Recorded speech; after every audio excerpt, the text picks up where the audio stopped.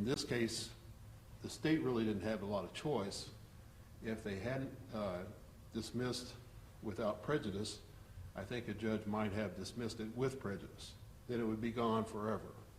So what they've done is preserve a right, if facts warrant it, to bring it back. What's the timeline on them? Could it be a year from now, 2 years from now, where they could bring it back? I was asked that question yesterday, and frankly, I may have been misinformed about that. The original statute of limitations is one thing, but after it's dismissed, in civil cases, it's a year.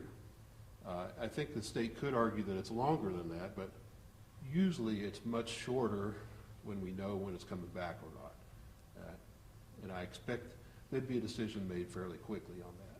And like he's been in there for a year, so, and I've looked over the court documents. You guys have been going back and forth, trying to get it dismissed, trying to get bond amounts reduced, and it didn't seem like you guys had any luck. Is that common too, where you do all this work and you don't have a lot of evidence, but nothing's still done? When it's a serious case like this, it is common. It is common.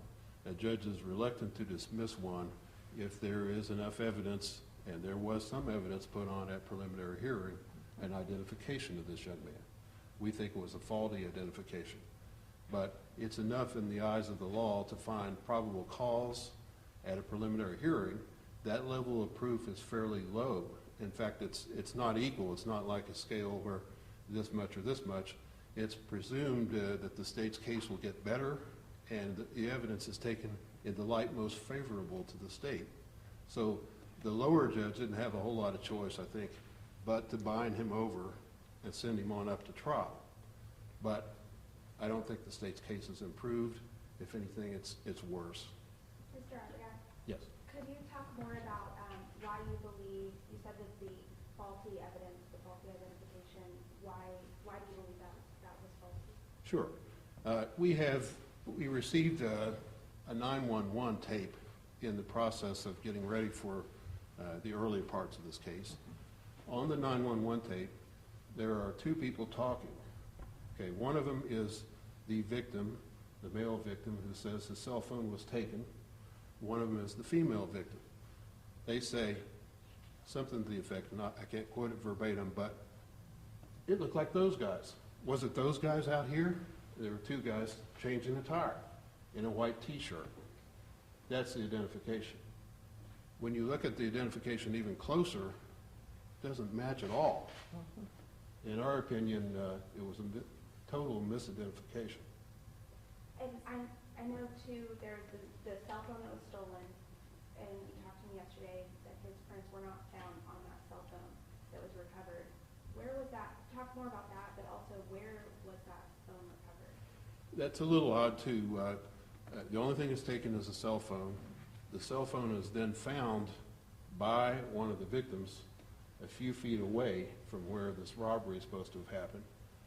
On the record at preliminary hearing, that person testified that they didn't touch it, they let the police recover it, and they wore gloves, and they're very careful to preserve any fingerprint evidence. So we pushed that and moved that the state, we demanded they do a fingerprint analysis. Took a long time. 10 months. But they're backed up. And when it came back, it's just inconclusive. So we don't know why that is, but it appears from photos of the phone that there are definite fingerprints on it. It looks to me like there are. So basically, they're only going off of someone's word at this point. They don't have any other evidence linking it to Keaundrey. That's correct. So Keaundrey, you're here today to tell your side of the story. Can you take us back and tell us how you feel, or tell us your side of the story since you've been in jail this time and we haven't heard from you? Well, I've been in jail for something I didn't do, you know what I'm saying? But it's talking about the case. I really shouldn't talk about the case, but you know what I'm saying? It's okay. You could tell her you had a flat tire. Yeah, start at your father's. When you first came here to visit, reason why you came here to visit. Okay. The reason I came here to visit is to go to the girl I was going with.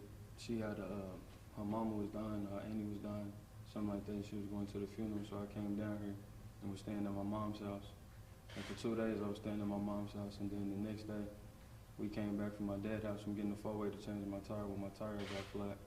Came back to change my tire, and so after I changed my tire, these people so-called said they passed me, and she said when I passed, I put out a gun on the robber, on the husband. How do you feel now? And, Yeah. good, But you're upset. but I'm still upset. Is any fear still there since they have a year to bring this back? Are you still fearful, or are you just hoping the system works out? I hope it work out, but I'm still scared, you know what I'm saying, because I can possibly be taken back to jail. I think what we see in these situations is that, you know, we've seen this happen over and over again, and that's why we're working with the family to get some type of counseling services, because you take a person's life away for 1 year, and then you just pretty much allow them to come back. I mean, you know, trying to get recollected with all the things in the world today, and a lot has passed. So obviously there is going to be some contention, some mistrust, but we have seen this happen all over the country, where misidentification, faulty eyewitnesses that's happening, and we never understood why the state will pursue to go through something of this magnitude. It wastes taxpayer dollars, and unfortunately, a jury had to be called. We had to use taxpayers' dollars when the state's case wasn't as strong as they had hoped. So we hope that the state will not file charges or new charges, and we hope that they will allow this young man to go back to his life. He's missed out of a year, so that's something that we want to make sure that he stays free. I just want to add something with that. Okay.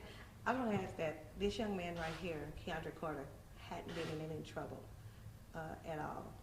So, like he said, he was coming down here to visit. He visited his dad, and then he had drove up to his mom's house because he was having tire problems. He had went to Quick Trip and everything to air up his tire. So basically, we pretty much we showed all, you know, his whole path.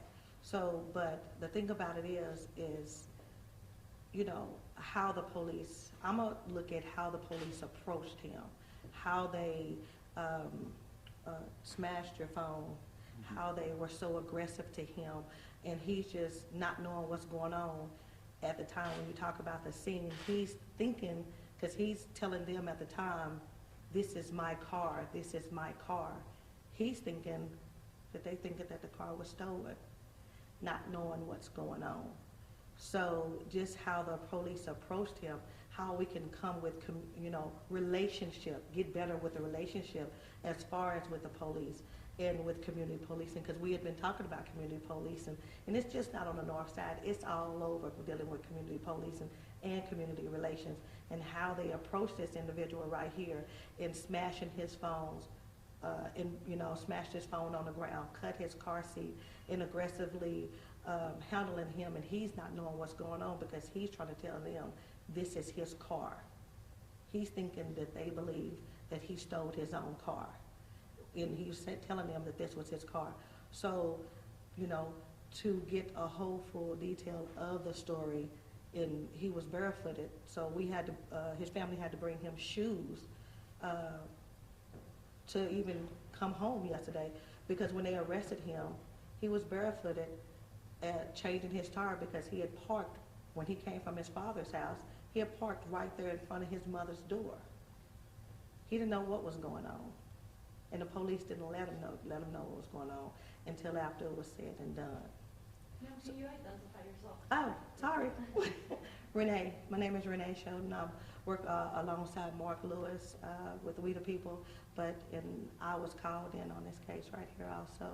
But also, to let it be known, I am his auntie. How do you, I'm thinking, there's no way to prevent this from happening, like, there's no, No. what do you say when that idea is in your mind that there's no way to keep this from happening? I think there is. I think that it comes down to accountability. Mhm. We've said it many times. Dr. King, 50-something years ago, stood on the steps of the Lincoln Memorial talking about accountability. The difference, again, against aspirational America and the actuality of America. Unless we create change in policy and hold people accountable for what they do, without making people accountable for what they do, it will continue to happen. You can't change that. So I think that what he's here for and what everybody's here for is to find out if we can get police to show some kind of accountability to the people that they're supposed to protect and serve. Exactly. And that's one thing that I can say, that Regina Goodwin is working alongside the community as far as community relationship and community policing. And so we have connected with her and working alongside of that. And from looking at this case and then looking at other cases, this is much needed here. Yeah. Did you have any, like, plans for college or anything that kind of stalled with all of this? Or just any goals you were reaching for when all of this happened that kind of got put on the back burner? Or you were just enjoying being 19 at the time? Yes, ma'am. Being 19 and young. Tell about you lost your car and you I lost lost your my job. car, my job, and my apartment. And then my mom lost her apartment because what happened in her apartment, so they evicted her out of her apartment. Now we live at my grandma's house. Gotta sleep on the floor, mats, you know what I'm saying?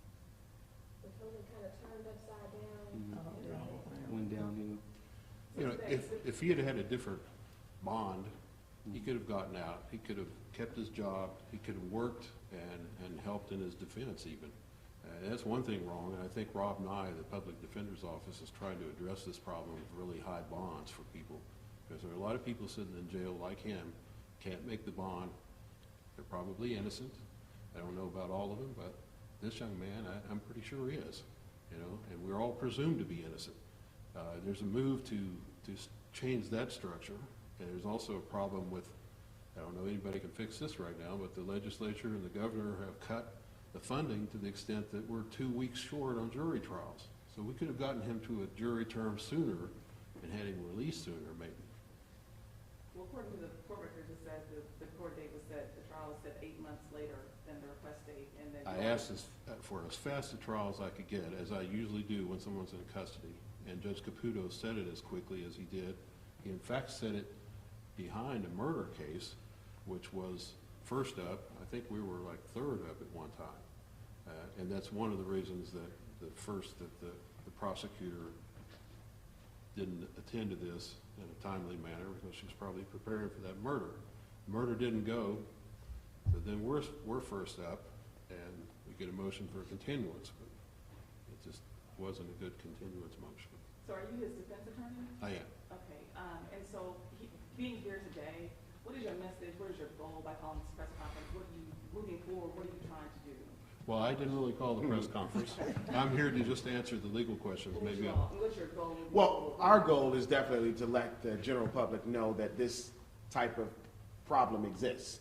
I think we have seen in Tulsa itself, several, 3 or 4 people have walked away innocent. And I believe, we get calls all the time. People are saying, hey, I'm in David L. Moss, I cannot make bail, I didn't do this, they're framing me, faulty eyewitness.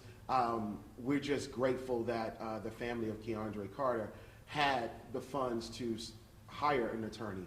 But there are so many people out there who do not have the funds to hire a good attorney, and that can actually look at this case completely. So that's why we called this press conference. We wanted Keaundrey to have a voice, and that he is a voice for the voiceless that are currently right now sitting behind bars and that are currently in prison who know that they have not done this.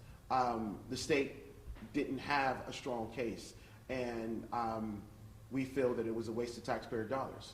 And we hope going forward, if there's other people that are there and the state's case, you know, we ask for them to, hey, let these people go. You know, if he did, I believe if a person did the crime, they should do it, do the time. But if they did not do the crime, why are we still continually keep pressing the issue? But with that said, guys, we thank you so much for coming, and Thank you. Do us good.